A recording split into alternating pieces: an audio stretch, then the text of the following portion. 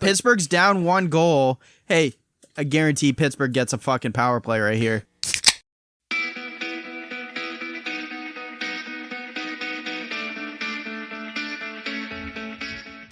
You're listening to the Draft in Hand podcast with your hosts, Greg, Ian, and Mark. So I was working on my resume this afternoon. Why? Just for fun. Because, pandemic. And I thought, speaking of pandemic, we all have 1 year of pandemic experience now. Should that go on a resume? Yes. Is that something resume worthy? No, because everyone's done it. Yeah. So, but I can see organizations being like, actually, we're looking for 3 to 5 years of experience in a pandemic. 3 to 5. That one's not good enough. Because that's what they do. Every friggin' time. Entry-level job, looking for 3 to 5 years of pandemic experience? Yeah. Thank you. Thanks. Hey, everybody, welcome to the Draft in Hand podcast. I'm Greg. Over there is Ian. Y'all gotta get into trades, yo. Over there is Mark. Yeah, trades. And this is Sunday, March 28th. So I guess you'll be hearing this in the next day or two. Thanks for tuning in. Thanks for listening. Did you guys get a chance to watch any of the F1 race this afternoon? No, golf was on. Ian doesn't watch racing, so okay, whatever. It was just racing bores the hell out of me. Very rarely is there actually a race on that's on during the day, because it was nighttime. It was in Bahrain. It was nighttime, so I was like, "Yo, okay, I'll watch I watched the last few episodes of Drive to Survive." So I'm like, you know what? I'm interested. I'm gonna watch this stuff. Yeah, that's more interesting than the races. Oh, Mark, yeah. Although this one was actually pretty cool. This one went down right down to the wire. Like it was good for the race. Verstappen and Hamilton right down to the wire. And who won? Well, take a guess. Hamilton. It was Mercedes. Hamilton won. Yeah. What a surprise. What a Great shocker. Story. What a shocker. Feels like I read that book somewhere. Yeah, the last 3 years. It's happened a little bit. Yeah. I don't know, it's kind of cool. Like, there's a couple of rebranded teams. Renault was rebranded into, they were pronouncing it Alpine. It's spelled Alpine. So I don't know. New colors, same guys. There's accent aigu on the E? No, there's not. No, it's spelled Alpine. And then there's no pink team anymore. Pink team Racing Points now, Aston Martin. I only care about Lando Norris beating Sainz. Lando Norris, I think he finished fourth. Lando finished fourth. Sainz was 8th. Yeah. I was like, good, fuck that Sainz guy. Ferrari. The same team? Sainz was his teammate last year. Okay. Yeah, and this contract was up, and Sainz went to Ferrari. And Ricardo went to Mercedes. Yeah, or not Mercedes. McLaren. Yeah. But I like Daniel Ricciardo. Right. I like Daniel Ricciardo more than Sainz. So I'm like, a better teammate for Norris, I think. Anyway, isn't that a good song, Sainz? No, yeah. And then I thought it was funny though that in the last few episodes of Drive to Survive, they do a really good zoom in on Sergio Perez and how he didn't have a seat for Racing Point, the pink team, because they brought in Vettel. And Vettel and Stroll? Yeah, Vettel and Stroll for Racing Point. That team just reminds me of Pepto Bismol. 10th, yeah. For Aston Martin. But and Vettel finished lower. Like Vettel was pretty low. But it's like, Perez was killing it towards the end of the season last year too. So Perez got a seat. He got that Red Bull seat.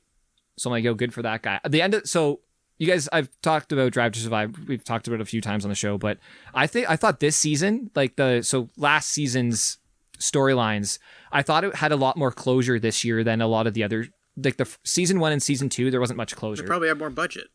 It was more of the... And the production's probably got a better relationship with the drivers that they're maybe it was get just more out of them. I just think the story, how they told the stories, it was one of the last episodes was the Grosjean explosion race. And basically how leading up to that race, it was like, I don't have a seat for Formula One. I don't have a car. I don't have a team for next year because Haas is going in a different direction. And then that explosion was like the second last race of the season. And after that, after surviving that, he just had so much closure. He's like, wow, I have so much more perspective on life now. Like instead of whining about not having a job for next year, I appreciate my kids. I have my head on my fucking shoulders. I'm still alive. Yeah. I have my kids. I have a family. I have so much if they other didn't have stuff. the halos in the car, you would have been decapitated. Literally, that would have happened. Yeah. So, and then the same with Sergio Perez. It's like, this guy who's killing it and doesn't have a seat, and then he gets a seat on one of the premier teams. So I just thought that was a good tie into that. And then seeing this happen this morning in Eastern Standard Time, but tonight in Bahrain, that was pretty cool.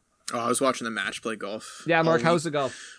Holy shit! When tournament starts on a Wednesday, it's so much golfer watching all day, man. It was fun. Like, I love watching match play golf because it's literally just two golfers head to head, just playing a best score every hole. So like, if you get an 8 on the first hole, it doesn't matter. You can still win. Yeah, like you just blow up one hole. That doesn't matter for the It's whole okay. round. You just As win long the as you don't next do it hole. 4 holes in a row. Yeah, it's just so fun to watch because there's so many like the big names don't are the ones that win these tournaments because it brings out such a skill where like you can't because like if you bogey you're screwed. You're allowed to bogey when you play 72 holes over a weekend because everybody's going to bogey a few times. But if you bogey in playing match play, you're going to lose that hole and you're probably going to lose the match now. So like it's so like you have to almost play perfect golf every hole. Like there's no room for error and like just seeing guys crack because there's crack under pressure because every shot is so much more like important. Yo, that thing that you sent me earlier today with the guy that kind of looked like he was crushing a beer on the tee. I was just like, yes, that needs to happen more often. What was it? We think it was just the water, but it Fancy looked like a water. Michelob Ultra can. And I wrote it in the live Reddit thing, and some guy was like, "Yeah, I think that's a thing too." One guy said, "No," I was like, "No, it's a water, but it does really look like a Because beer it kind can." of looked like a tinnish. Yeah, It looked like one of those open, wide mouth bottles that like Molson and Labatt's use. Yeah. Right.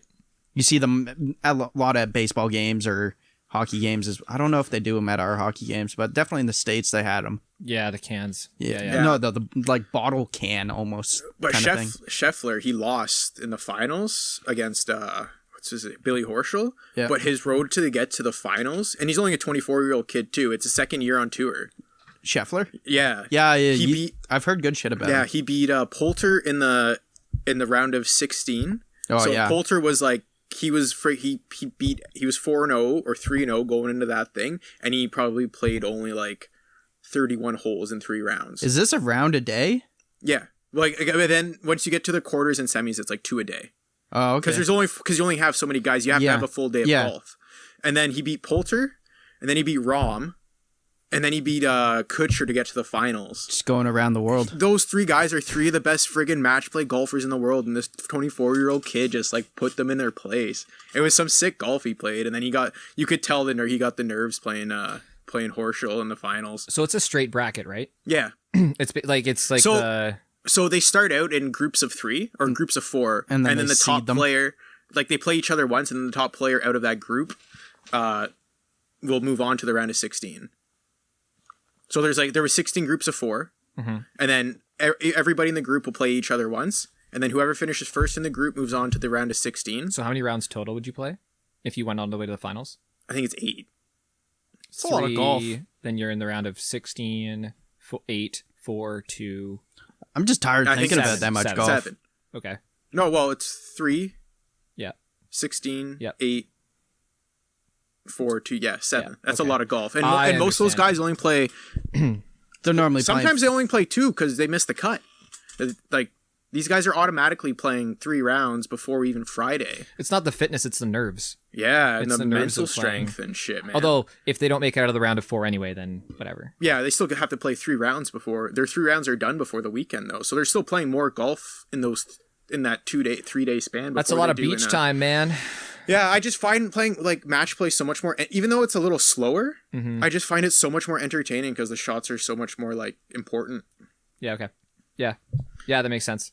Yeah, like Horschel holed out on one hole, but basically like got him going to get him up 1, and he didn't look back after that. And when you hold out in match play, it's like alley-oop dunking on somebody.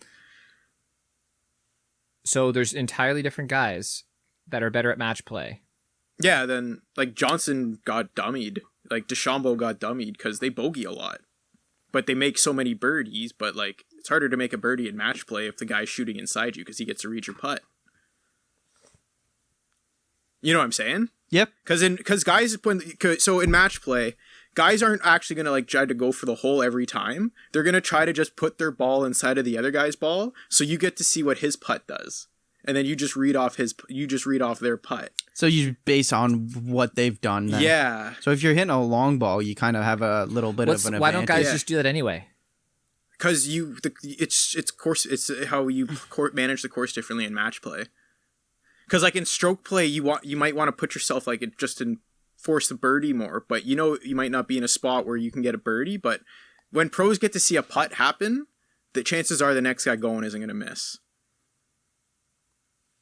Right. So so they're just strategizing just to win the hole, not to actually like get the fewest strokes. Yeah, not to total. actually shoot. Exactly. Okay. So, okay, I understand. So, like, okay, I gotcha. So basically, they're putting themselves directly against the player that they're playing. Yeah, with, they're not, and they're trying to match them shot for shot, as opposed to just playing their own game in a silo. Yeah, exactly. So it's so much more like mental strenuing, because you're not just playing with a group of 4 guys that kind of shoot shit. It's like, no, I have to beat this guy or I lose. True. I gotcha. Yeah. Okay. Change up. Cool. Next. PJ just needs to do it more. Well, if it's that much, if it's that exciting, It's stroke play for the American versus Euro, right? Or American. It's match play and the rider. Match play is the rider. You know what? In a sense, that's not much different than Formula One, because literally, like, Verstappen's not racing against the field; he's racing against Hamilton. Yeah, essentially. And essentially, the mid-pack teams aren't racing against Hamilton and Verstappen, because they're not going to be there. No, and if they are, something went wrong. Yeah, somebody crashed. Yeah, exactly. Also, I think one of my favorite episodes was when, oh my gosh. No spoilers. What if people want to watch it, Greg? It's already happened. Well, when Gasly won. I only watch it when Amy's watching it. Gasly won the thing last year, won his race, and Sainz second, and then Stroll on the podium. It was one of the best episodes. See, I like this show because it's like there's drama in it, but it's like it's all not factual. It's not fake. It's factual. It's not like I'm watching a reality TV show where it's forced. It's like, yo, this is actual facts and like... Or like that HBO hockey thing where it's like, these storylines are this is so stupid. Hey, guys. Oh, yeah. It's forced. Detroit's only 9 points out of a playoff spot. Dope. Yo, Nashville, I think, is in a playoff spot with their win against Chicago today. Oh, yeah. They're playing right now. I was really hoping they'd sell. God damn it. Have you seen Saros' numbers since he's been back from injury? No, but I think they're amazing, though. 0.8 and like a 970. Damn. And he has a shutout right now. Like... Oh, no. Rene's in net. Rene's been good too. Rene's actually had a decent year. Mm-hmm. Rene has not, like, Saros has been sort of fumbling around, and Nashville hasn't been able to score a lot. That's sort of been their Achilles heel. But good for Saros, man. That's really good. What are the standings right now, Ian? Have you done them up in front of us? I got everything here. What do you want to know? What are the standings looking like? Tampa's winning. Yeah. Carolina's winning. Florida's winning. Like, okay, so like after Florida in the Central, Nashville's tied with Chicago with a win if they beat them tonight. Yeah, so after Florida in the Central Division, like Tampa's at 50 and then Florida's at 46. After Florida, Chicago's at 37. Yeah. 37, 35, 34, 31, 20. Yeah, Detroit's not they're not out. They're not technically out. But they're not going to get there either. But like Holy it's still fuck. Fun to see it's but the actually thing is close also, enough. Imagine if Detroit had many overtime losses as Dallas right now. Yeah. They'd have 5 more points. Yeah. And Dallas has still they're making Detroit up those probably games just played, lost in those overtimes. But I'm just saying, I hate that extra point. Detroit's probably won in some of those overtimes. I made the thing up with Columbus last year, benefiting from the overtime point. They already have 8 overtime losses this year. We were talking about it before the season. Yeah. Yeah. And then you got the East Division. You got Washington at 50 points. So hold on. Before we move off this one, does Nashville now not become a seller? That's hard. You got 2 hot goalies right now. Well, like when you looked at the division before, you thought Dallas was going to be easy up in that division, like way up in the top 4, and Dallas they're not there right with now. Injuries, and Dallas isn't technically playing bad. They're just decimated with injuries. Dallas is still 4 games back from most guys too. Like not having Bishop, Sagan, and Radulov. Most of Jamie Benn's not there. Yeah, he's there physically, but he's not. I think he's playing completely there. Super hurt because I don't think he can be out of the lineup. Yeah, his bro isn't playing. Roope Hintz, like we've already mentioned. Well, Hintz plays a game and then you pick him up. Oh, you got a goal, pick him up. He's out. Oh fuck, drop him. Sorry, you said somebody else right? Yeah, Hintz has I think somebody one else of the best picks season average. Somebody else picks up Roope Hintz. He gets points for them, and then they drop him, and then you pick him up again. Oh, he got 2 points and he's healthy. Nope, he's sitting out this game because he's hurt again. I'm like, go fuck yourself. Or Hintz. you pick him up and then just before the game he gets put out. I think Jordan did that and then this you week. lose on a fucking stat category change that week because you picked up hints. I've been there a couple times too. Oh my fucking But that was last week. That happened to me last week. You lost one of your I lost on points? a stat category correction, and if I had hints playing, I would have won the week. Easy. Damn, that sucks. Looks like I'm winning this week for. I'm tied playoffs early for tied this with one. Amy. You were having a rough unless- week at the start of the year, you said. At the start of the week, this one, yeah. Yeah, sorry, week. At the start of the week, I had through Thursday I had 1 goal. Yeah. And it's so this league playoffs were early for whatever reason. So it was playoffs this week. So Probably just Fake league. Yeah, fake league. I think Or just to filter out like the end of the season because it's kind of is bad. yeah. But at the same I time, think the end of the season this year is going to be mad important, though. there's going to be a lot more games because of all the missed Looks like games. I won though. Looks like I won. Looks like a W. Sorry, Ian, did you want to talk about the East or do you want to go through divisions? No, I or just do you was wanna- going through divisions because you were talking about standings. So, like, if you want to do that. I mean, the only thing we really need to talk about in the East, I think, I don't want to talk about the Sabres because they're so far out of it that it's I almost feel bad. 16 points. But yo, like, How many losses? They in a row almost now? have more overtime. 17 straight losses. Yeah, and they play the Flyers 3 times. What's the this week, record? Either of you know record for straight losses? I think it's 18. I don't think Ooh, I hope they think get it's it. 18, and I think it's Who do they play Pittsburgh. tomorrow, Mark? It's pre-lockout Pittsburgh Penguins. Are Buffalo playing Philadelphia tomorrow? Oh. And it could be their 18th So, loss. if you want to watch me have a meltdown, I'll probably be on Twitch streaming Mark, what's your this game. Twitch stream? Hull 9283. So I'm going to probably be having a meltdown. But Leafs are playing tomorrow, so well, I I won't be golf watching that. tomorrow watching Emotional this. meltdown.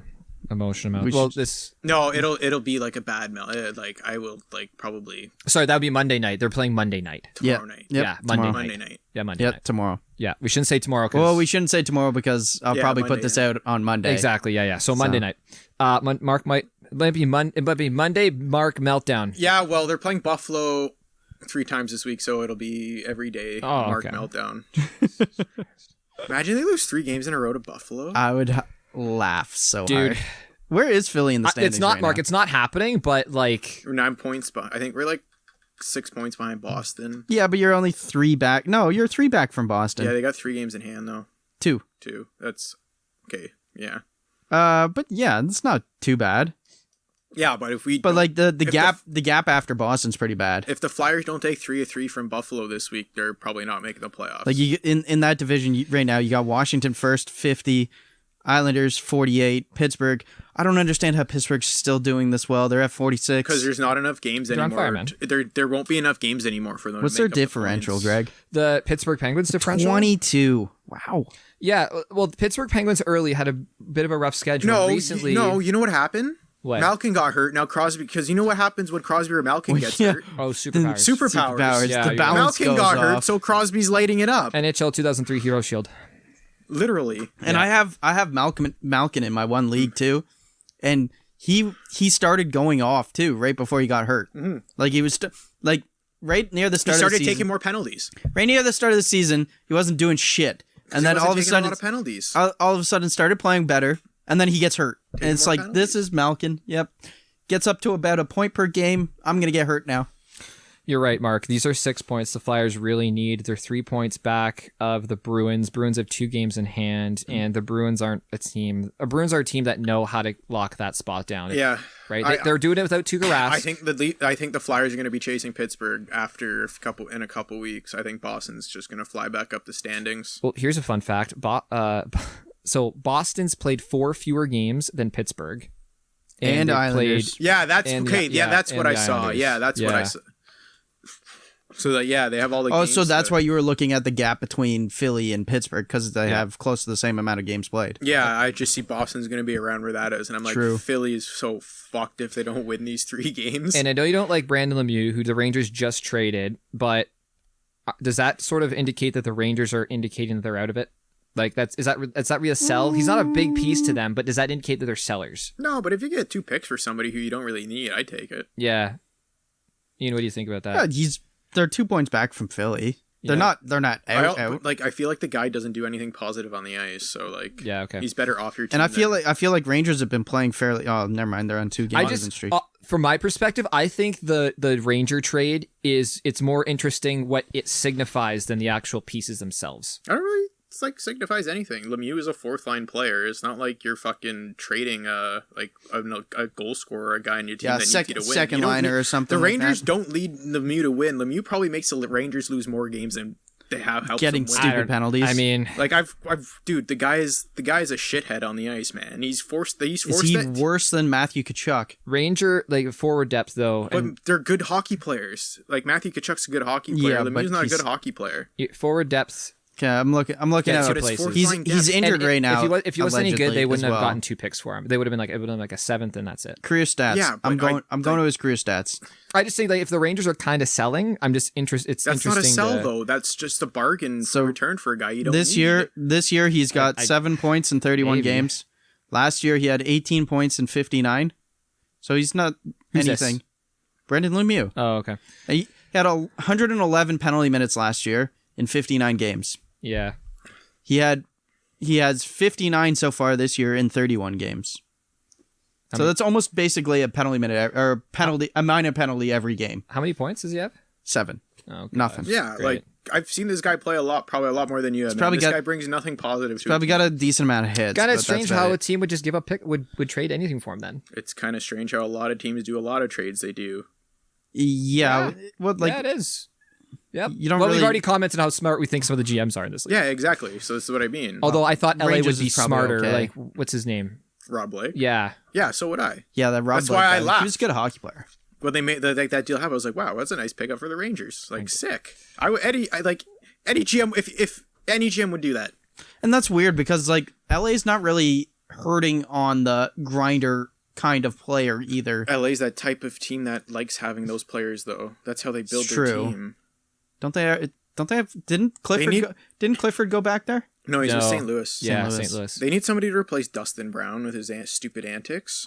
So does that But sort of mean Dustin Brown's doing on the way okay up, maybe? point potentially. Probably not. The Kings are right there in terms of playoffs as well. Yeah, they want to go to the West also have for a the positive goals against ratio too. Points wise, they're a little bit back, but they also have games in hand with Arizona, and they're positive goals for, goals against. Okay, as well. so St. Louis. They're 6 points back from St. Louis, but they're 3 games in hand. So if they win 3 straight, they're tied with the same amount of points, right? Yep. Yeah. Vegas, Colorado, Minnesota are up in that division. That's right. I think Minnesota's put themselves in a spot where even if they do get cold, they're not going to drop out.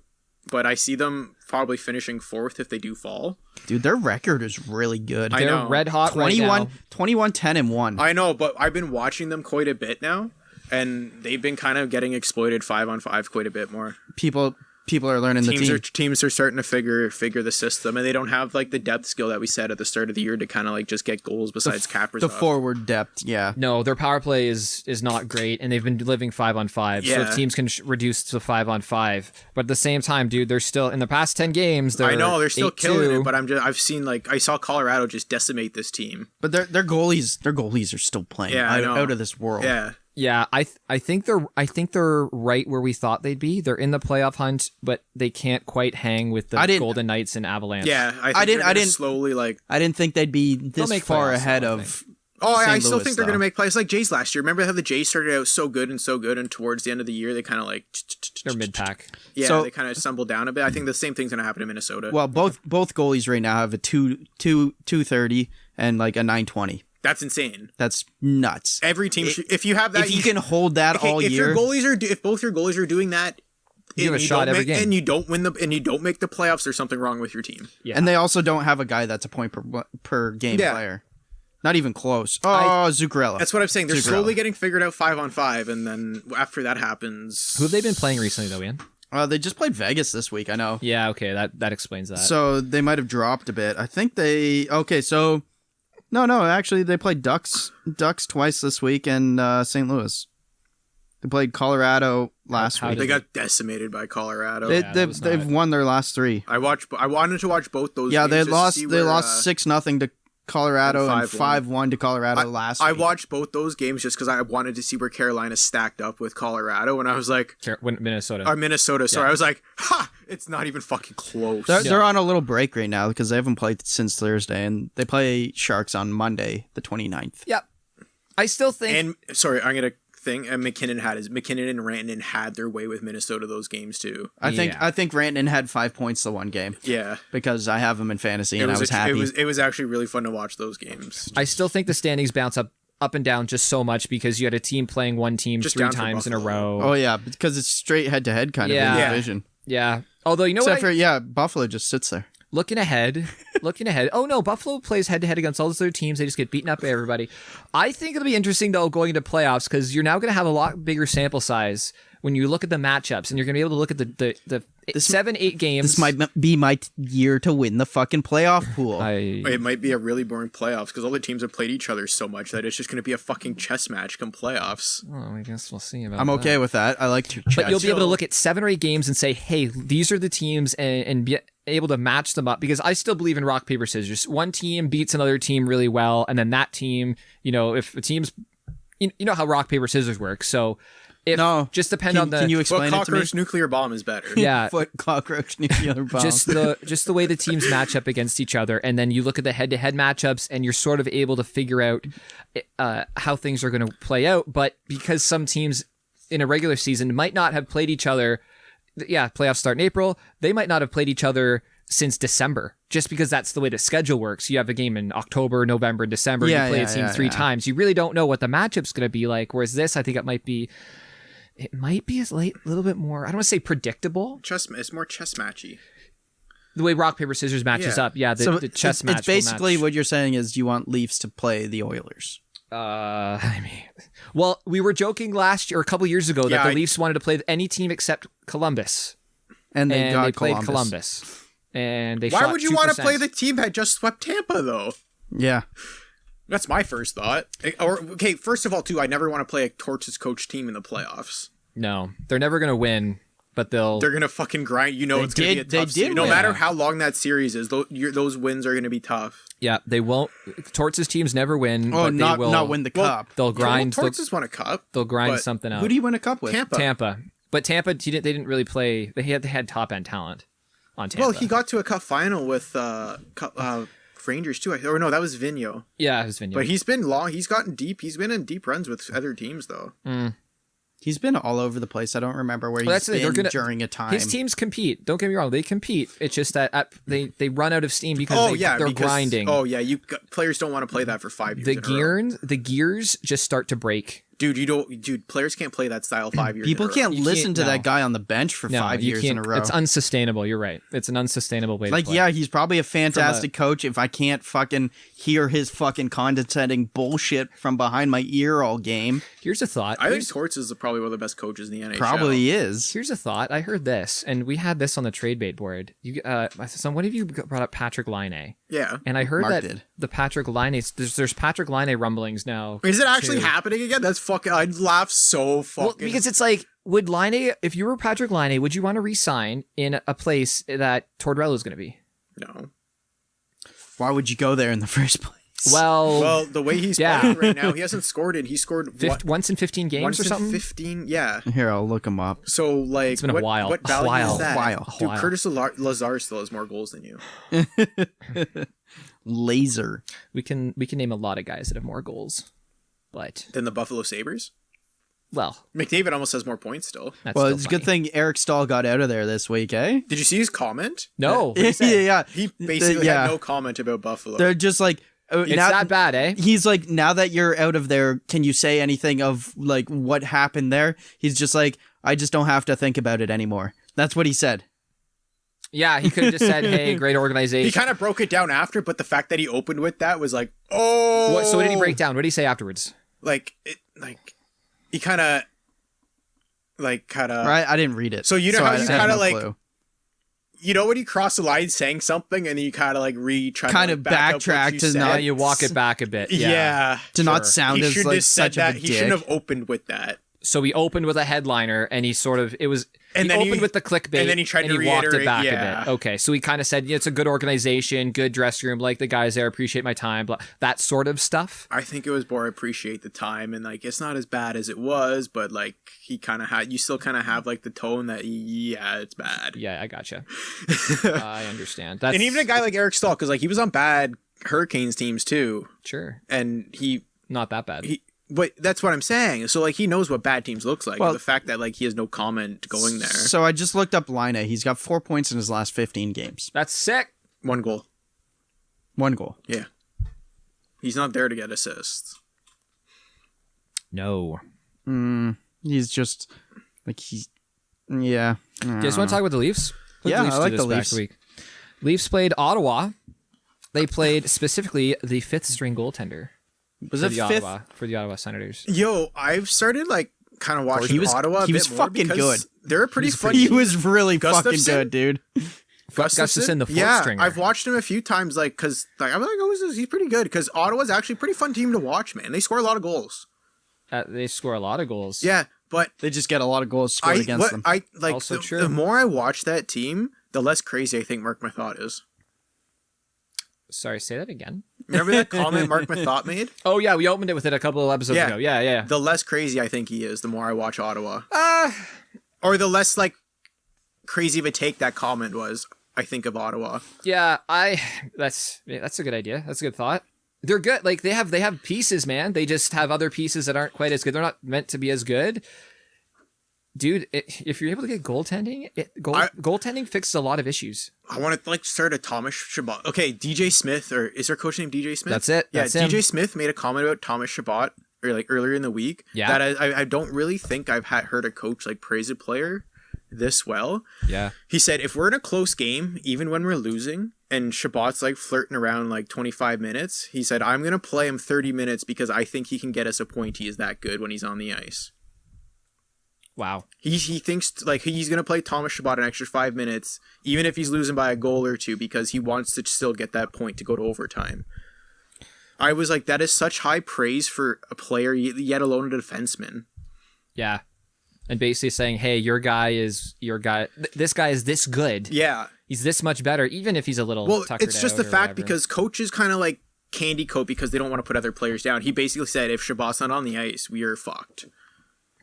Not technically fucked, but he when he's on the ice, we win. We're winning the game when Chabot is on the ice is basically what he says. Well, along those lines, he just doesn't have another Thomas Chabot to play another 30 minutes. There was a Leaf game this year or two when a Leafs Sens game, and the Leafs walked all over the Sens, and it was Chabot wasn't in the lineup. Chabot wasn't there, and that wasn't a big enough storyline. In Toronto, it was all about, oh, the Leafs look great. The Leafs. This might have been right before or after the Leafs played. The Leafs played slapping Edmonton. Yeah, something. So they're they're on their high of high. So yeah, they beat them 3 games in a row or something. Was with that the run? Yeah, maybe it was around then. They also beat Ottawa, but Ottawa didn't have Chabot in the lineup. Now, it might not have been around like at that exact time. I'm not going to look back in the record or whatever to see like what the lineup looked like. But the Leafs walked all over the Sens. Leafs were looking great, but the one thing that nobody was talking about was that Chabot wasn't in the lineup. Yeah, that's huge. Playing without that kind of it's like us talking about like playing without Jake Muzzin. How much of a difference was he? Insane. He's not even our number 1 defenseman. Insane. It's like last year everyone played like scared puppies without Muzzin. Yeah, but like last year without Riley, they were shitting on the Leafs. It's just like, oh, the Leafs are terrible. It's like you're playing without your best defenseman for 20, 30 games last year. Except with Ottawa not having Chabot. No. You're playing without your best defenseman 24 minutes a game. Yeah. Without Chabot, it's more than that. It would be like the Leafs playing without Riley and Brody. Yeah. Because he's that impactful. Yeah. And it doesn't matter who he plays with. I know he plays with Zaitsev a bunch. He plays with a few other guys. Yeah. But he's that effective that the narrative isn't, oh, he doesn't have a good defenseman to go with him. He doesn't need He's one. that good. That he averages. Ottawa could maybe throw 4 forwards out with Chabot and it could work 5-on-5. So That's averages, a little ridiculous, but I'd like to see it happen. I'd like just for fun. Just for funsies. Okay. He averages 26.5 minutes a game. Yeah, I watched a guy like 26 and a they got a half. couple like Nick Paul's a really good 2-way center. Like if you throw really him good. out there 5-on-5 with like your first like late in a game or something, like fucking like. We did an episode on this really early. Yeah. Really early. Just throwing some ideas. But like, out there we go. Thomas Chabot. Oh wow, that's actually crazy. They have one other guy over 20 minutes a game. You could probably guess who it is. You named him. No, you Zaitsev. named him. Yeah, Zaitsev. Oh, was it Zaitsev? Yeah, Zaitsev's having the a only really one good year in average. He's Ottawa 22 and a half minutes a game. And after that, no one averages more than 20 minutes a You're game. going to chirp me for picking him up in fantasy. He hit some blocks. He gets some shots. I've watched it because I've been watching Ottawa quite a like he's pretty good this year, man. He still can't make a cross. He made a nice move pass, on against Matthews in the Thursday game. I remember. It was just one little play. I'm like, oh, that was a nice play. I haven't harped about this on the podcast, but I've said it before. Like, you brought over a guy like Zaitsev to be a power play specialist. You don't call a guy up from AAA to play outfield when he's a catcher. Yeah. Yes. Yeah. We've brought this up many times. Exactly. Yeah. But I just wanted to start like a Thomas Shabaffer Norris appreciation thing because like he is so fucking good. Yeah, man. you've said this. Yeah, you've talked about this. It before, just doesn't get the straight numbers. Well, he also plays people. for fucking Ottawa. He He's doesn't not have in the this. playoffs. Doesn't have the sexy numbers. You know he what I'm also saying? plays for Ottawa, so nobody's gonna take anything seriously when you talk about Ottawa. He is third in scoring on the team. Yeah. How many points? 21 in 33 games. These. What's his plus minus? Ooh, that'd be a good question. Minus 15. Oh well. It's not bad. Considering the team is Ottawa's minus the worst 41. plus minus team in the league. No. Buffalo is. Is it? No, I think Ottawa's worse. No, Buffalo. Buffalo passed them Buffalo's Buffalo's minus 50. Yeah. because I knew Buffalo's wasn't as bad. So I mean, yeah, Ottawa's definitely playing Ottawa's better than 41. Oh, I also another crazy fact about Ducks Ottawa. 37. and Ottawa is 0-10 against Edmonton and Vancouver, Yeah. and they're 500 against the rest of the Canadian division. Yeah, I heard that stat the other So day. wait. too. 0-10 against Vancouver and Edmonton. They're 500 against the rest of the Canadian division. That's pretty Yeah. hilarious. Yeah. Yeah. Because, oh wow, the Leafs suck. Yes. They took the Leafs to overtime, and it took a Hall goal. Just a Hall goal from Marner and Matthews. From Marner Matthews. From our other score. 23 Okay, million. hold on. To my point, though, last week, the last two games, so Ottawa and Edmonton, in either game, did the Leafs have the best goalie? I would say no to both of With those. Campbell? Yeah. I don't think Campbell's looked great since coming back. Nope. Hey, I don't say he's No, bad. you I haven't know, say he's bad. He's just, but in Ottawa's- both games, they've had the second best Yeah, goaltender. but Yeah. that's No, just I don't think he their looked great. offense He's was not- so much better in both games as well, too. Sure. I know he's not controlling the rebounds he did before the injury. No. He's fine. You know what? He's getting the opportunity to run It with might be rust. It might be rust, but He didn't have rest when he came back from the Exactly, game. Although you're exactly, seeing exactly, it, maybe seeing it now. exactly. So you're seeing it now. You want to know the one thing I noticed after the game? Just one thing. Yeah, the last game. Just one. Yeah. Okay. It was the way Campbell interacted with every player at the end of the game. Okay. Just like, you know how the celebration, everyone goes to the good goalie. guy Campbell. The head Yeah, touch, the head touch or whatever. the But head like bonk. him, Marner, Matthews, like they were like almost looked intimate. You know what I'm saying? Getting there nice and close. But Yeah, like I do know what you're saying. He just seems to have like a good connection with the guys on the team that way. Yeah. An independent relationship with each of them, it seems. Yeah, no, that's true. You know what? You're right. I think Jack can't. I mean, he's amazing, and they're gonna play well for him. And the goals were so fluky too. You had the one goal, the behind the net bad play on the power play. Like, whatever. I'm not worried about that. I'm more concerned about the one that went that Darnell Nurse put 5-hole. Yeah, Good shot though. That was a good shot, and he's a good player too. Good shot. It's just like if you tell me you're upset about the goal from like McDavid to Draisaitl, you're stupid. I'll give it to Campbell though too. He made a massive save on Darnell Nurse on that 2-on-1 late. No, He that did. was on Nurse. Yeah, He And made a the massive. problem- That was a blocker save too, and that was in the spot where like you can't reach. that was like kind of the 2 feet. There was another one. blocker He side. stopped on McDavid, and it beat him. Yes. And as a goalie, when the puck beats you and it goes through you, even if it misses the net, even if you get a piece of it, you still feel like, damn, that beat me.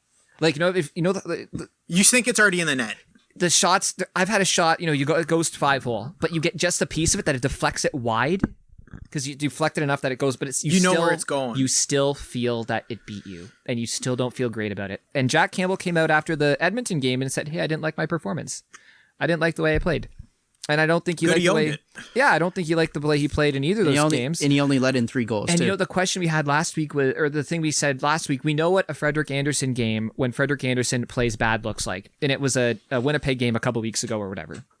He let in like 5 goals. Hellebuck. No, Hellebuck. I think Hellebuck stole that game. Sure, Hellebuck was unreal too. But it's like, this is what a Frederik Andersen bad game looks like. It looks like, and it doesn't look awful. Campbell. Anderson. Oh, okay. I thought you were. No. Yeah, sorry. Yeah. You thought I was mixing it up. Yeah. Okay. So the Frederik Andersen doesn't look bad in off nights because pucks just don't beat him. He just gets beat by goals that, okay, maybe he should have had that save. Maybe Philadelphia Flyer syndrome right now. Maybe he should have seen that screenshot or something. The goals are going in that are unsavable. Whereas Jack Campbell, you're starting to get these like weird bounces. And I mean, you know what? This is an opportunity to take the ball and run with it, so to speak. Yeah. And he's really not doing it. But I know exactly what you're saying. I hope he does. And players see that too. Yeah, and they'll battle for him. Yeah. And other players on the other teams see that. Oh, okay. People are watching everything, man. You start licking your lips when you see a goalie having a bad. Like, they know what Anderson bad game, he still saves every puck he sees. But when a Campbell bad game, teams now are licking their lips. And they're like, hey, if he's having a bad game, we can just shoot pucks through him now. So coming back to the rant that I had last week about the goaltending depth and looking at the Ottawa Senators had a heck of a few starts from they're number Gustafsson. 5. They're number 4, and a guy they picked off of waivers, Forsberg. Now don't give them credit for picking a guy up of waivers. They were just stuck in that point. From a development standpoint, but Gustafsson, a kid comes up like the exact goalie that I was ranting about, having a guy developing, and maybe they have that in Ian Scott, and we just haven't seen it because he missed all of last season with an injury and I forgot surgery. about that. He was lights out in the O. Yep, and he's missed a whole year. So maybe the Leafs have that, and it was just bad luck.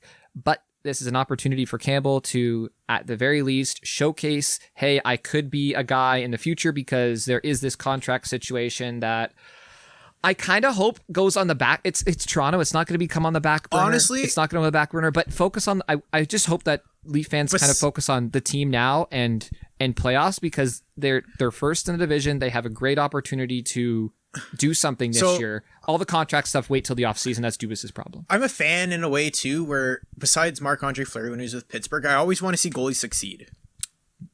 Yeah, of course. I just like know how players you just hate them. You want them to suck. You don't want them to be good. Yeah, I feel like fuck this NHL, guy. He's an idiot. But you always cheer for goalies. When the NHL, and maybe Binnington right now, but when the NHL is filled with good goalies, I think the league is so much better. Yeah. Sorry, say that again. When the NHL is like filled with more like, because let's be honest, there's not a lot of good goalies in the NHL right now. Not many, no. Yes, there's not many. It's the great percentage. There's a bit of a rotation going on. You don't know what you're going to get. I just feel like the game would be so much better if there was a whole bunch of great goalies as there is like great centers. Oh, that would be too many goalies. Yeah, you know what, man? That's actually a really good. But you think about it, like the goalie is the only person on your team that can literally win you a game by himself. Man, we could do a whole episode on that thesis of yours there. Honestly, like that, it's the era of star centers. It's not the era of star goalies right now. There's a whole there's a book behind that. If 20 teams had like a patent pending. I'm doing the little like quotation things. All-star caliber goalie. Yes. 20 teams. Any 20 of those teams can make the playoffs. Yeah. Yeah. Like how many goalies? How many like superstar goalies are there? Honestly, just Vasilevsky. One. Right now, just Vasilevsky. Grubauer's pushing himself up there. Varlamov's okay. Rask is falling out of it this year. But that's because he's kind of injured. He's been injured. Yeah. But Varlamov is like... But like Varlamov's the same. Varlamov's like Grubauer. Yeah. The guys we had ranked higher, like Hart and Binnington. Okay. Hart's both shit. Price hasn't been good. Okay, I got Bishop up there, maybe right under Vass, but he hasn't played this year. But Bishop is a Vezina goalie, and Hellebuck. They're two Vezina goalies when they're healthy. So like I'm saying what are we saying 3-4 right now with Vass, Hellebuck, Varlamov, and Grubauer? No, I wouldn't put Varlamov in there. No, I don't have just Varlamov the three of them Grubauer. then. They're more team based. No, but like Grubauer's still got good numbers. Varlamov and Grubauer, they're building a foundation this season. You got to do it 2 and 3 years. Okay. I'm right there. I'm just saying one season though. Yeah. No, but like superstar, like Vasilevsky's done it multiple years. Yes. Bishop's done it multiple years. Yes. He's just injured right now, and that's injury stuff. I'm not going to hold that against him. Yeah, exactly. You can't take away what he's done and what he's been doing. Hellebuck, it was a complete fluke according to all the numbers, but he's proving otherwise. No, I thought it was a fluke last year. The more I've watched him this year, I'm like, dude, this guy is. I hate watching Winnipeg. I don't like Winnipeg, but man, I love watching fucking Hellebuck play goalie. He stole that one game against Toronto. Man. Hell yeah. Yeah. He is so fun to watch play net. So there's 3. Is there another? Tweet at us if there's another. I don't think there's another one. Maybe John Gibson. No. But he plays on such a Anaheim. shit team. But if he was that good, he'd be carrying them. Exactly. His save percentage would be through the roof. Yeah. Like maybe Fleury this year. Liner's actually been insane since he's come back from injury. Yeah. Yeah, but Fleury's had a great year anyways. And that's like Vegas. Pedigree. Vegas just has a great team anyways. It's just like, and I think that's Grubauer as well. He's playing for a good team. Yeah, but okay, we'll say this. Imagine every team had a goalie playing as good as like Grubauer this year, Varlamov. And then I guess you maybe add, like, he's injured now, but Rask. But Rask hasn't had the same workload, but you don't take that away from him because it's not his fault he's not starting games. No, yeah exactly. So, and we said earlier that Rask has one of, like, is he tied for best save percentage or something? Of all time? Or he was at the start of the year. I love watching games where like the teams can't score and the goalies and they have to figure out ways to score. Like as long as they're high action. I love when goalies are standing on their head. A 2-1 game with the goalie standing on their head is just as entertaining. If the goalie's standing on their head, you know it's high action. Yeah. What do you call it? As long as it's not a low event game.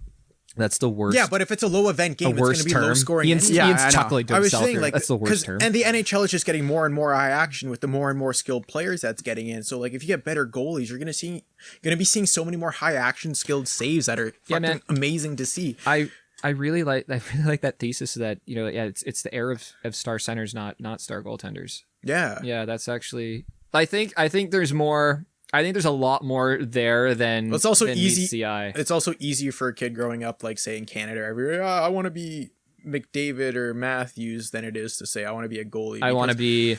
Canada hasn't developed any goalies. Goalies are like 1 in 100. Centers are maybe like 1 in 5. Let's just base it on a weird stat. Well, based on just random. Based on the number of kids that sign up to play hockey. Yeah. Based on the number of parents that want to spend $1,000 on equipment. Yeah, you know how. Well, and kids don't. That feels, Greg. Kids don't start playing hockey and be like, I want to be like Carey Price. Nobody says that anymore. Not really. Well, it also helps that it doesn't. Since Marty Brodeur, one in Patrick 50. Waugh and Marty Brodeur.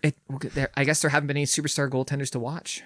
Patrick Waugh, Marty Brodeur. Yeah, and Vasilevsky's if Hasek was Canadian, Russian. I'm pretty sure we'd have a lot more fucking goalies. Too old.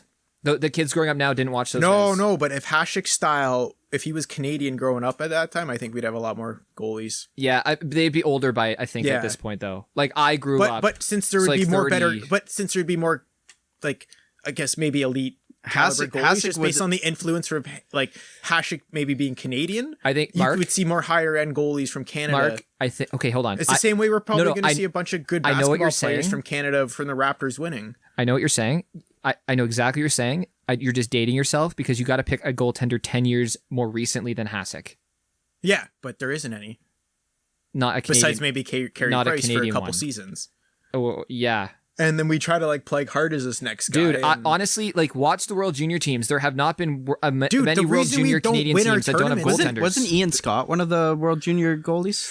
A lot of the reasons Canada would lose the World Junior tournaments is because we didn't have adequate goaltenders. We haven't developed goaltenders in decades. The kid we had this year was pretty good. I forget his name, but I just remember him being solid. Right, but they all look good in junior though. But the thing is though, he was a 6th round pick. Okay. Oh yeah. Oh my God, what's his name? I can't remember his name. For the Panthers. Someone's yelling. Yeah, they're both goalies. Were yeah. No, we're both. No, it was like the U.S. and Canada. Both their starters were from Florida or something. Oh my gosh, I can't remember his name, but I can picture his pads. The U.S. goalie was really good. Was supposed to be really good. He was a higher prospect. Right. But the Canada one was just like, oh, who's this kid? Yeah, exactly. Gotcha. Cool. Let's go to the 7th inning stretch real quick. Ian, send us there. Go. We live in Toronto. Winter here is chilly. Cold enough to keep our windows closed. Sitting at my desk in the winter is silent and still. Very much distant from the outside world. But something special happens when the weather turns warmer and you're finally able to crack a window open. The senses of spring are foreign to your untouched winter den, yet the chilled air carries familiarity. The not-so-far-away train bells and murky at best platform PA system carry well across that damp lakeside air. You can almost make out word for word what the familiar Go Transit voice is saying. Or perhaps the mind knows the cadence and script so well it's almost imagined, but I swear it's the former. The sounds are rejuvenating, but nothing reaches into the mind and pulls at memory strings like the sense of smell. And nothing smells like spring weather more than the smell of barbecue. Damn it, neighbors, in your grilling endeavors. That intoxicating smell drifts throughout the neighborhood, settling in between our houses and reaching us inside our homes. It measures your hunger and tortures you accordingly. One evening, it'll be the neighbor behind, quietly working away at their masterpiece. The next, it's the family a couple houses over. You can hear the chatter on the back deck and clanging of the barbecue apparatus.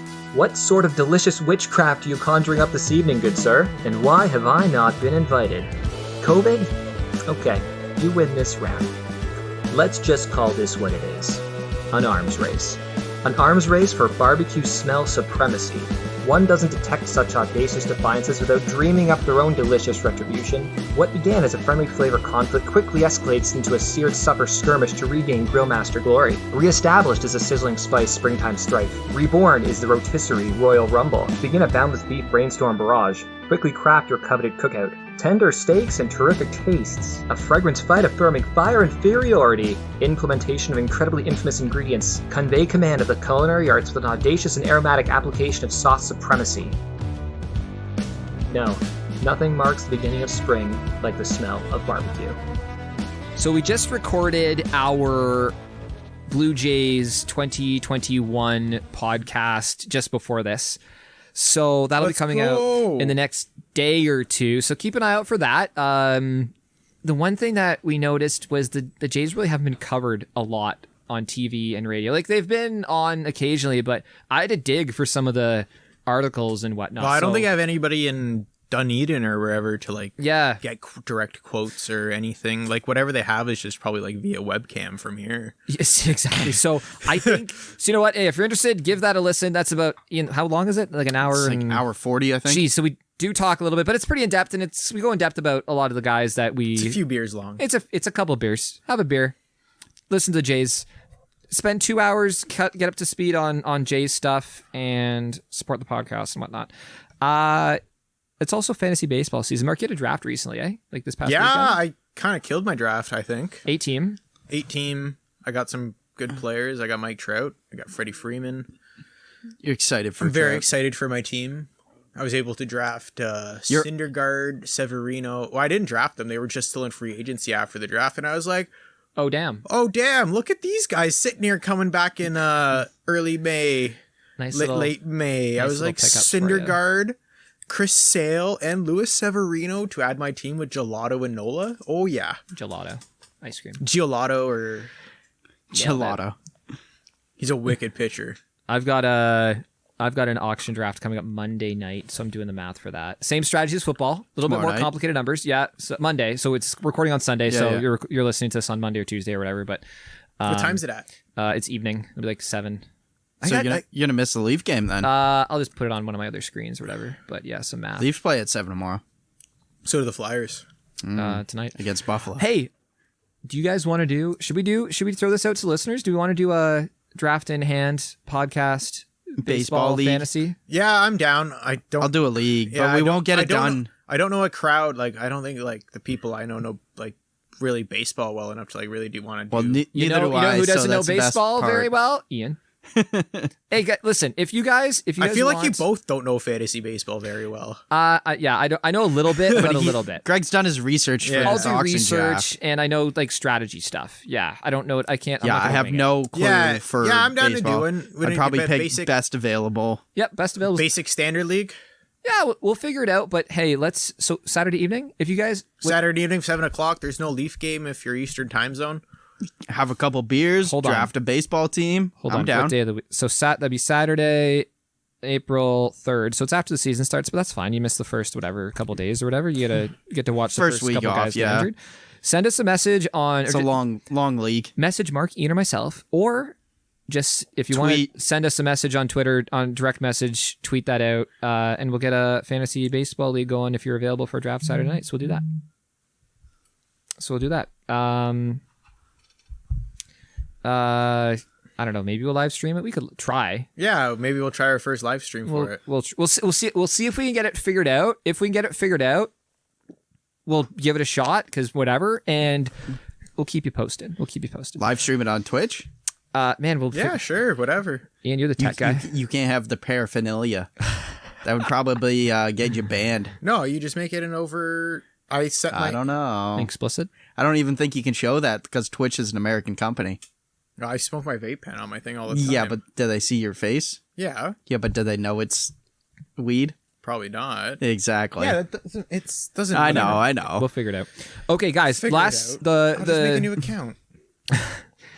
There was some news this week, NHL stuff. So this is some not so. My 7 followers are gonna be so like upset. They'll be like, gasp! I can't believe he does the contraband. Wait, Sorry, do they actually drink beer during their podcast? Oh my god, Never. these rebels! Okay, so the most impressive thing still on this podcast was when we were recording the trailer and all that sort of fun stuff. The little click sound, the beer can opening at the start of each episode that Ian puts in. Amy and I opened our beer cans. We said 1, 2, 3, and at the exact same time. It sounds like 2 beer cans opening at the exact same time. It's because it is. First try, click. We had like a bunch of cans ready to go, like just to try to like get the sound. I was right. ready to drink them No all. beer was wasted. No beer was wasted. I was ready to drink them, so it's fine. First try. So at the start of every episode, that is a real beer can. That's Amy and I opened our beer cans at the exact same time. Good sound file. Let's get this out of the way. Let's end the episode with this nonsense, with this fiasco.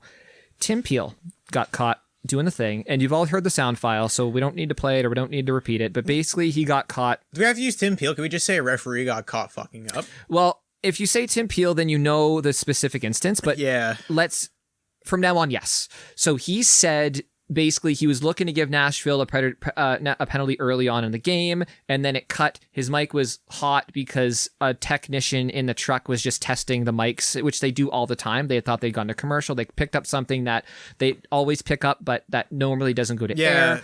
They basically got caught saying that I'm looking to give a certain team a penalty at a certain time of the game instead of just calling the rule book through rose-colored glasses and just calling everything just fair and even. He instantly ruined the integrity of the game by saying that. Yes. So, and this has been happening for years. It's fine. It was against Detroit. Umpires don't give balls and strikes in the playoffs because they need to. Like okay. So let's assume this has been happening for years, and that this doesn't happen once. There's no way this has only happened once. We grew up playing hockey like this. Hold on. What are the chances, though? What are the chances Zero.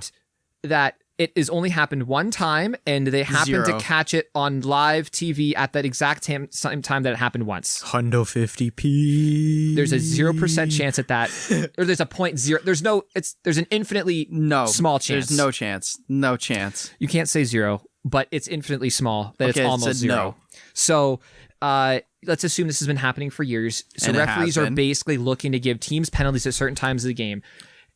It's become a joke in our household. My mom will be sitting there watching the TV, and the Leafs will be winning, and there'll be 8 minutes left, 7 minutes left in the game, and she'll be sitting there like, time for the Leafs to get a penalty, and like clockwork. And then listen, she's not some sort of psychic person, but apparently she knows how the rules work, and with like clockwork, the Leafs got a penalty. So because I'm a they're up. Because I'm a Flyers fan, everybody thinks I've been super biased when I'm just like, yeah, Pittsburgh gets all these power plays whenever like it's late in the game and stuff like that. He's been saying this for years. I've been saying this for fucking years. And how long? About as long as Crosby's been in the league. Yeah.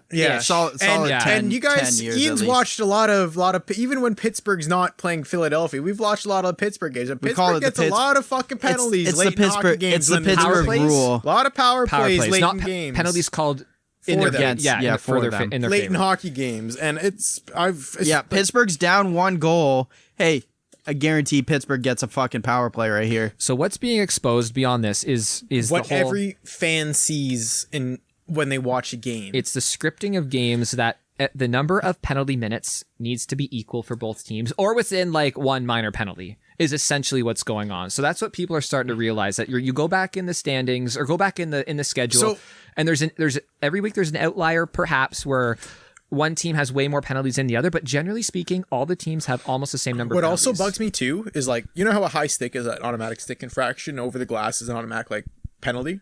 Well, sorry, over the glass is an automatic penalty. A stick infraction is like high stick. It's almost a penalty every time because it's obvious. You have to call it. Sometimes you it doesn't get called. Kind of, yeah. But like if teams have been called, like say there are 2 penalties against that, I'm like, no team deserves calls against when one guy got high stick, another guy shot it over the glass. Like those are like.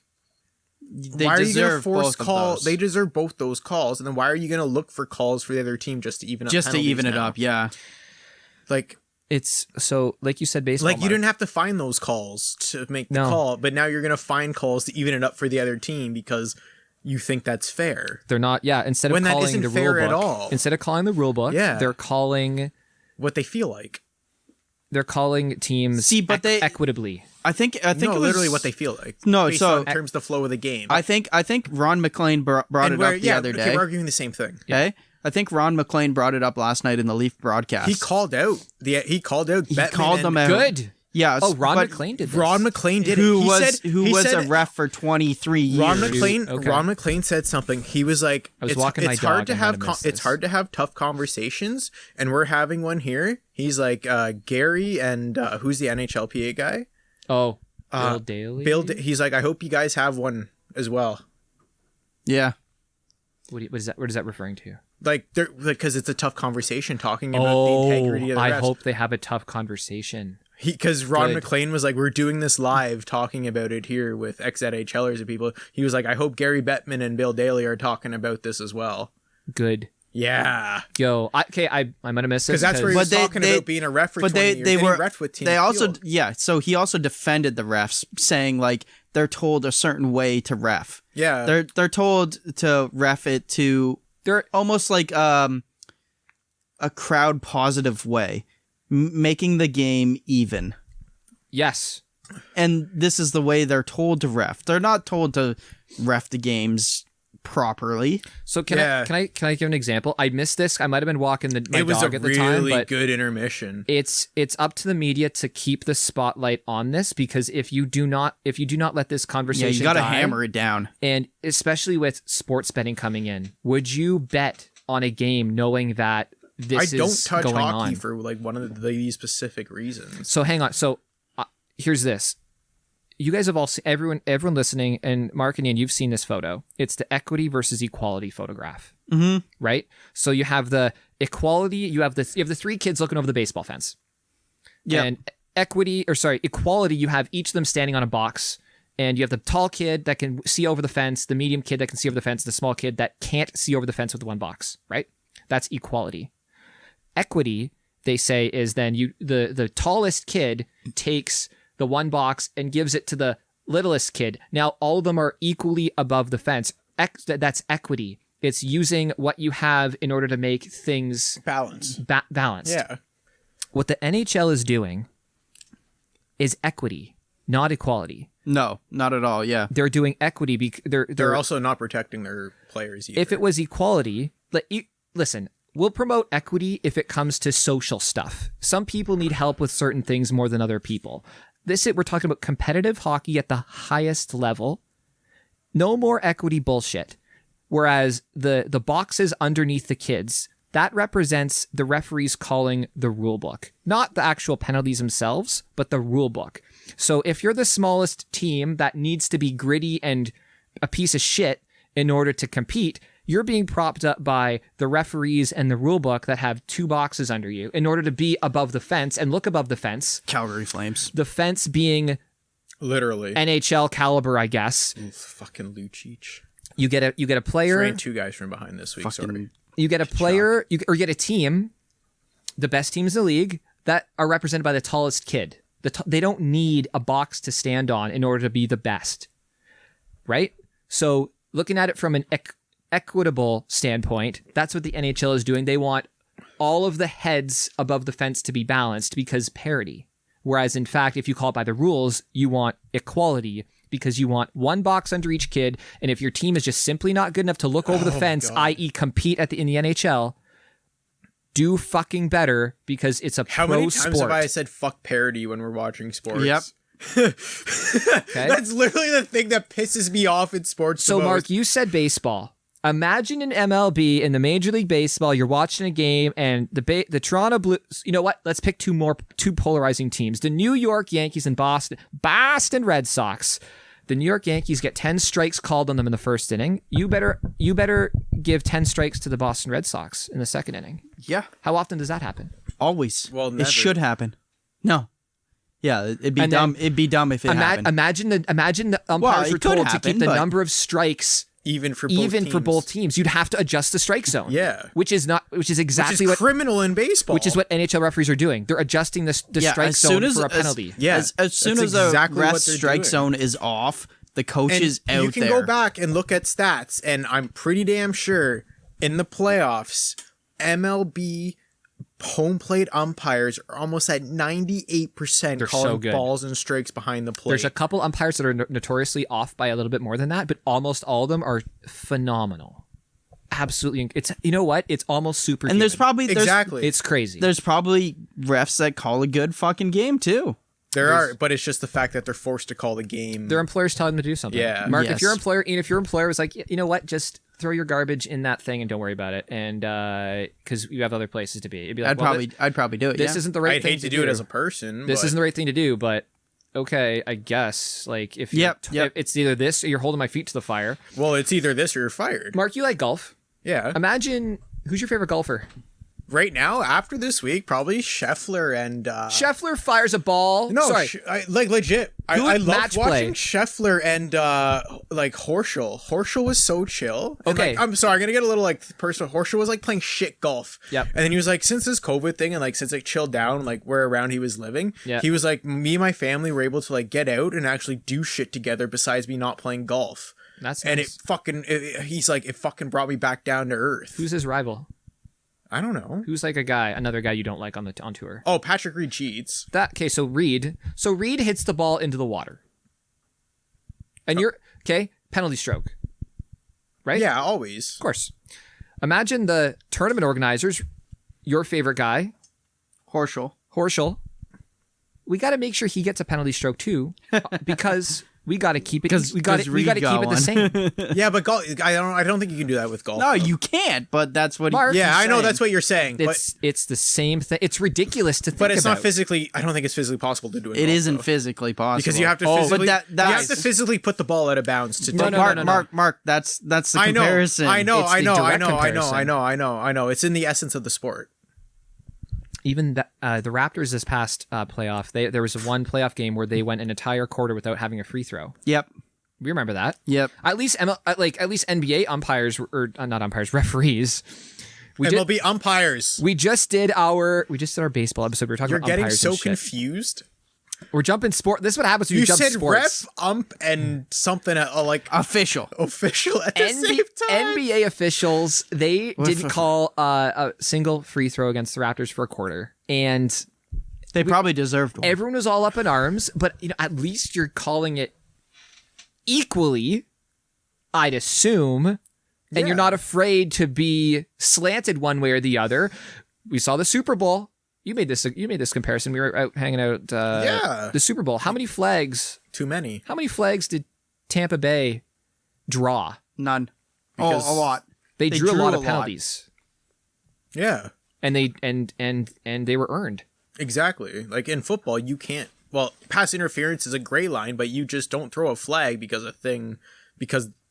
you have to throw it. You're watching it live. I see the fucking Kansas City should have been penalized. It's a penalty. Kansas City. Ref throws the flag. Should have been penalized. Yeah, and you call penalties that are penalties. Yep. I guess that. And NHL refs don't do that. Well, fuck. I have to argue to defend the sport I love, but our sport. We're all doing it, man. We're all doing it. Our sport is played so fast that you don't see everything, but at the same time, they should see it. You still, honestly, man, it's their job to see it. Do see everything. So, guys, it's their job to see it. Even when we play as players, we almost see everything that happens. You know what should be a penalty, even if you do it or someone on your team. Somebody else do it. We know. Maybe you argue for the sake of it, and you're in the heat of the moment or whatever. But at the same time, you take a step back and you're like, "Yeah, that probably was a penalty." Yeah, we know. We all know. We're not talking about the meatheads that don't know anything. But we're not. There are those people, but. Sorry. So last against Edmonton, Toronto Edmonton, there was a penalty where Cassian ran over Tavares behind the net. And you know what? Could have been a penalty. Could have been a penalty. But it could have been a charging. We don't know from the angle that we saw. His feet came off the ice. Could have gone either way. That was after the hit. Yes. Could have gone either way. He could have taken 3 strides before. It could have been a also charge. shouldn't have bambied behind the net. That was his fault. So, but right after that, but you look at the number of penalties. I have a better example. Okay, Mark, do you have a better example of Edmonton should have been penalized? Yeah, right after that. No, I have in a different game. Oh, okay, but hold on. So, like right after that, Hyman got cross-checked 3 times by McDavid right behind the net. Game. Yeah, but the penalties in the game. 2 had been called against Edmonton. 1 had been called against Toronto. They could not call another penalty against Edmonton because that would have been the minor penalties would have been 3 for Ottawa, 1 for Toronto, and that would not have been okay. But me watching that, I don't think that warrant a penalty. Even the cross checks. It behind was the a net? cross check. Oh, the cross checks to Hyman behind the net. That's the only thing I was upset about. Sure. Yes. Either one of those. Because McDavid did it once. I was like, okay, that's fine. He did it again. Like McDavid did it once. Hyman didn't fall. Nope. Okay, cool. You didn't. Hyman's puck's there. He's still playing. He did it again. Hyman fell that time, got back up. Did it a 3rd time. Hyman fell a 2nd time. I was like, you have to do it if you're going to fucking take the guy. If you're... He took him out of the play when he knocked him over. Yeah. If he's still in the play, yeah, whatever. Just if the Leafs had taken 3 penalties that game and the Edmonton Oilers had only taken 2, that would have been a penalty. So that's what pissed me off. To even it out. Maybe to even it out. It was Connor McDavid. And so Mark, what's your example? And it was 8 seconds left in the 3rd period, and you can't give Connor McDavid a penalty when 3-on-3 hockey's going to happen. Do you have an example from another game? So Ian and I, we were out here watching the Calgary Winnipeg game. Yeah. So this is the hit. You saw the hit where Gaudreau got fucking laid out. I think so. And he looked like he got conkied. Like I don't know why he finished that game. I saw it. Yeah. But I don't know what the penalties were in the game, but exactly before it happened, Kyle Connor was on a clear-cut breakaway and Chris Tanev gets his stick clearly in between here and hooks him. Yep. Forces Connor to not get a good shot off. On a breakaway. Yep. No call, no nothing. And then Gaudreau, the play should have been dead. Yep. Play goes up ice. Gaudreau on this hit, like I thought the hit was clean, but when you watch the hit again, Gaudreau beat Point. Point grabs Gaudreau in the jersey. Pionk? Yeah. Pionk. Yeah. Point kind of grabs him to stop him from going around him with a free hand. Yeah. Which is holding, and finishes his check and throws him into the boards. So like technically both plays were penalties, but nothing was called.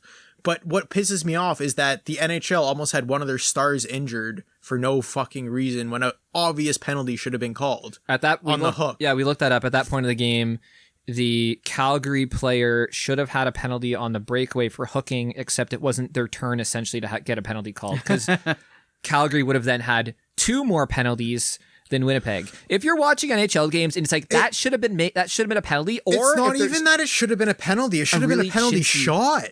Sure, Mark. Like that's what blew my mind about it. Like I even saw it too. We were watching. Yep. He's like, I didn't see that. We rewinded it. We were watching. Yeah, we watched it. We rewinded. I was like, yo, that's like the NHL fucked up hard. So like, or the ref, like that's fucked up hard because of their managing. Oh yeah, the we game. did check the penalties in that game. We did. That's it. Yeah.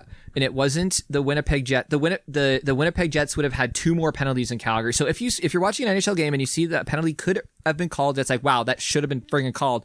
Go check the number of penalties, and chances are the team that penalty should have been called against is already ahead in penalties. They already have more penalties, so the refs couldn't give them more penalties unless it's egregious. Yeah, and it's puck over glass or something. In which case, there'll be makeup calls that are very chintzy. And me personally, I hate both teams, and I always try to find a reason to not defend either of these teams. But that was such a mismanaged hockey game; it pissed me, and it was a good game too. It was a good game despite all the nonsense. Yeah. So you really can't. You have to. The media collectively has to keep pressure on the NHL. Because the game is being scripted because you know the number of penalties are going to be. It almost pisses you off because like you almost have to watch games now with a grain of salt. Yep. And I'm sorry I missed the Ron McLean thing, but I'm glad he called it out because that's not just some guy on Twitter or a guy on The Athletic or a guy on a B or C caliber. Yeah, he broadcast. did it like first period Hockey Night in Canada. Call him right out. Good for you, Ron McLean. Guys, we got a minute left here, so send us a message if you want to be part of our fantasy baseball league. Saturday evening, will be drafting.